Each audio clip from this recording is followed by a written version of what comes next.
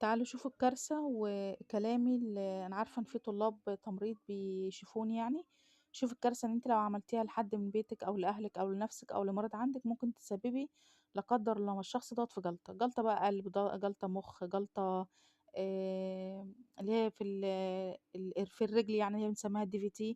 عايزة أقول لِك إن دي كارثة. بُصّوا تسليك الكانيولا، كلنا الكانيولا دي أمّا بنيجي نركّبها بتلاقي فيها دم في أواخر الكانيولا من هنا. بُصّوا أنا عملتها الطريقة طبعًا صوّرتها لكم، إزاي أنا خرّجت الجلطة دي من الكانيولا. الجلطة دي لو مجرّد إن أنتِ تحقني كده وكده، أنتِ كده حقنتيها في الدورة الدموية، كده أنتِ سببتِ في كارثة. بُصّوا جلطة قد إيه، الجلطة دي لو عملت جلطة في القلب أو في المخ دي تبقى كارثة، تدمّر الشخص اللي قدّامِك. فأنتِ يعني الله يكرمكم اتعاملوا إن إحنا كما لو كان أنتِ الشخص اللي بتتعاملي مع نَفْسِك. حبيت أورّيها لكم النهارده عشان دايمًا باتسأل السؤال ده.